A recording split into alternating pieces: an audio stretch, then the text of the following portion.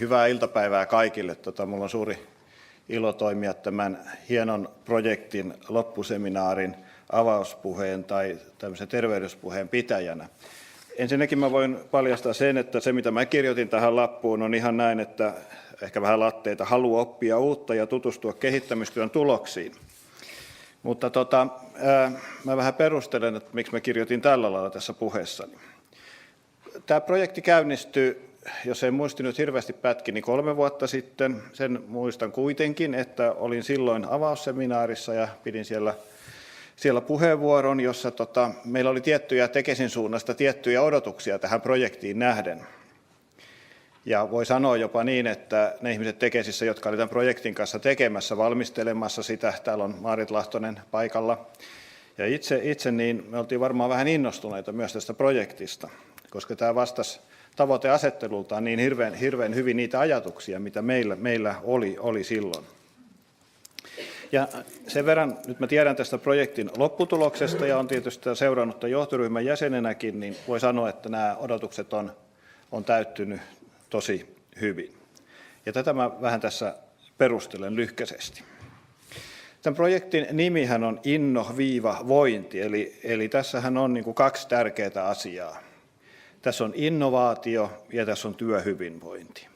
Ja tässä projektissa, mikä minusta on niin kuin tärkeää, on justiin tämä, että nämä 2 perinteisesti ehkä vähän erilaista näkökulmaa on tässä pyritty yhdistämään. Ja innovaatiot ja työhyvinvointi, tämä käsitepari liittyy läheisesti toisiinsa, niin puhuttaessa yksityisestä sektorista kuin julkisesta sektorista. Ja uskaltaisin väittää jopa, että nämä 2 semmoista aika keskeistä asiaa ja käsitettä koko suomalaisen hyvinvointiyhteiskunnan tulevaisuuden näkökulmasta. Koska meillähän on sellainen tilanne, että meidän koko hyvinvointivaltio tai laajemmin hyvinvointiyhteiskunta, jota käsitettä ehkä mieluummin tässä käyttäisin, niin tarvitsee taloudellista kasvua ja viime kädessä voi sanoa näin, että aika ratkaiseva merkitys tulee olemaan jatkossa nimenomaan työn tuottavuuden kasvulla. Ja työn tuottavuuden kasvun keskeinen osatekijä tulee jatkossa olemaan meidän kykymme uudistua ja tuottaa innovaatioita, teknologisia innovaatioita, mutta ennen kaikkea ja tulevaisuudessa sellaisia organisatorisia, toiminnallisia, toimintatapaan liittyviä muita sosiaalisia innovaatioita, jotka hyödyntää uusien teknologioiden mahdollisuuksia. Eli me ollaan sellaisessa tilanteessa, jossa tarvitaan nimenomaan tällä alueella uudelleen ajattelua ja uudistumista. Nyt jos seuraa tätä suomalaista keskustelua, että miten työelämää, miten elinkeinoelämää, miten julkista sektoria pitäisi uudistaa, niin se keskusteluhan rakentuu hyvin pitkälle. Me puhutaan rakenteista, me puhutaan järjestelmistä, me puhutaan prosesseista. Vähän niin kuin tutkimuskielelle käännettynä voi sanoa, että meillä on niin kuin hirveä tämmöinen rationaaliseen retoriikkaan puhuva kehittämisen kieli. Ja meillä Suomessa todellakin näitä rakenteita on kovasti uusittu.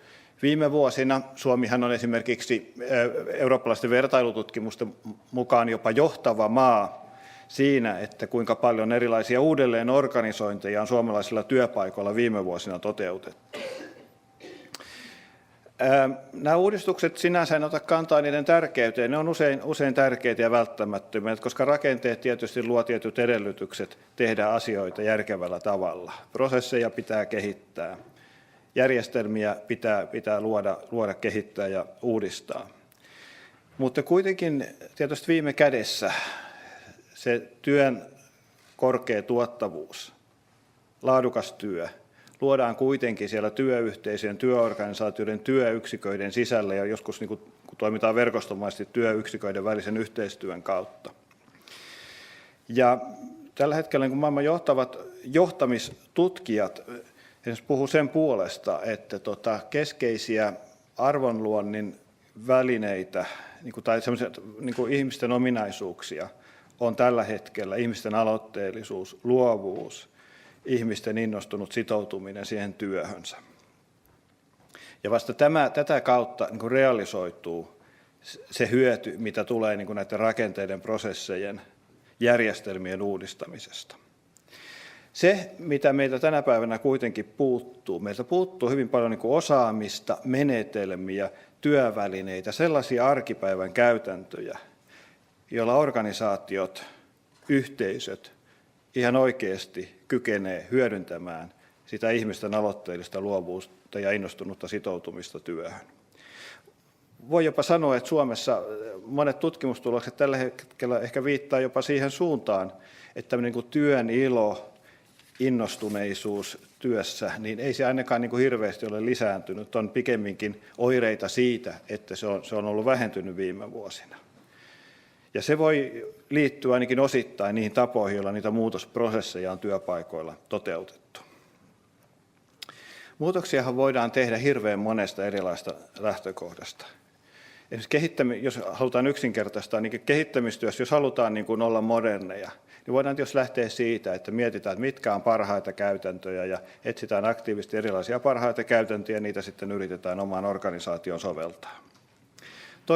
Toinen tapa, joka ei välttämättä ole niin kuin ristiriitainen, mutta voi olla se, että lähdetään niistä omista vahvuuksista, omista osaamisista, omista arvoista liikkeelle ja rakennetaan se kehittämistyö tämän päälle.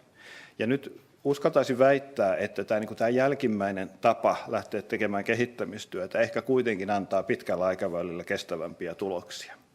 Koska jos omaksutaan vain niitä parhaita käytäntöjä ja juostaan niiden perässä, niin ehkä voidaan olla yhtä hyviä kuin muut, mutta silloin tuskin ollaan parempia kuin muut.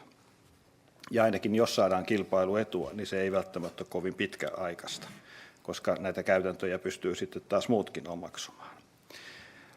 Oma näkemykseni on se, että työhyvinvoinnin näkökulmasta ja niin kuin työnilon sitoutumisen näkökulmasta avainkysymys on jatkossa se, että miten ihmiset työpaikoilla kykenee osallistumaan, heille annetaan mahdollisuuksia osallistua niihin prosesseihin, millä niin kuin organisaatiot uudistaa itseään, tuotteitaan ja palvelujaan.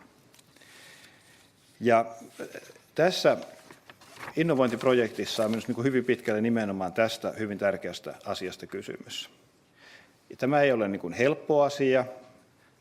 Tässä joudutaan niin kuin miettimään johtamisen periaatteita, johtamisen ihmiskäsitystä, sitä käsitystä, että millä lailla ihmiset toimivat tuloksellisesti, miten ihmisiä motivoidaan, minkälaista tukea esimiestyön johtamisen kautta tarjotaan ihmisille, miten työtä organisoidaan, miten ihmisiä palkitaan tai työyhteisöjä palkitaan. Ja ennen kaikkea, ehkä kaikkein tärkein asia on se, että miten pystytään rakentamaan sen tyyppinen kulttuuri siihen yhteisöön tai yksikköön, joka perustuu luottamukselle, avoimuudelle ja yhteistoiminnalle, joka on niin kuin tavallaan se edellytys sille, että ihmiset haluavat sitoutua siihen kehittämiseen ja uudistamiseen. Tämän tyyppiseen niin kuin innovaatiodemokratiaan tai tällaiseen, jos tämmöistä käsitettä käyttää, tämä ei ole tietysti mikään niin kuin helppo asia, tämä sisältyy omia monenlaisia ongelmia, mutta tämä on sellainen tie, mille käsitykseni mukaan suomalaisessa työyhteisössä pitää niin kuin välttämättä tulevaisuudessa lähteä. Palaan vielä siihen, mitä alussa totesin tästä niin kuin innovaation käsitteen ja työhyvinvoinnin käsitteen välisestä yhteydestä. Mä näen itse sen yhteyden niin kuin sillä lailla, että ihmisten mahdollisuus osallistua organisaatiossa kehittämiseen ja näihin innovointiprosesseihin on keskeinen ihmisten työhyvinvoinnin lähde tulevaisuudessa. Se, että sitä kautta ihmiset pystyy kokemaan siihen yhteisöön tietynlaista osallisuutta. Jos ei ihmiset muutoksissa pysty kokemaan osallisuutta, niin ne kokee osattomuutta. Ja mikä niin kuin ei voi sitä innostusta ja työn iloa tuoda. Varsinkin niin kuin julkisella sektorilla se on erityisen tärkeää, koska työtehtävät on palveluvaltaisia, ne on tietovaltaisia ja entistä enemmän sitä. Niin kuin tämän tyyppisessä työssä vaaditaan, jotta se työn laatu ja sen sujuvuus ja se olisi tuottavaa, niin vaaditaan sitä vahvaa sitoutumista ja työn iloa. Jos ei ihmiset pysty sitä työn iloa siinä työssä kokemaan, niin on ihan selvä juttu, että se asiakaspalvelun laatu ei voi olla niin kuin hyvää. Omalta osaltani totean tai Tekesin puolesta vielä ihan loppuun sen, että innovointiprojekti on yksi niin kuin tämmöisistä työelämälähtöisistä tutkimusprojekteista, mitä Tekesissä on viimeinen rahoitettu. Yksi ehdottomasti niin kuin tärkeimmistä projekteista meidän näkökulmasta. Me ollaan todella iloisia, että tämä on mennyt näin hyvin. Ja odotetaan, että tämän tutkimushankkeen kautta ja toivotaan, että syntyisi paljon sellaisia kehittämishankkeita vielä, jotka pystyy käyttämään hyväksi tämän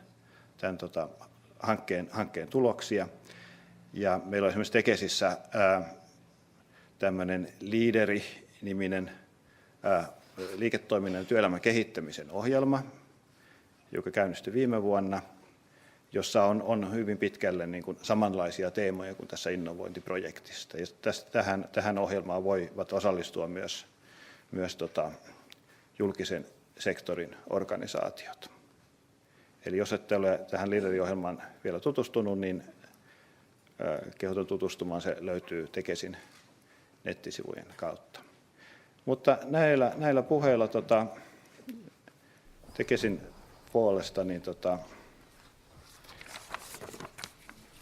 kiitän tutkijaryhmää ja toivotan kaikille erittäin antoisaa seminaaripäivää. Kiitoksia.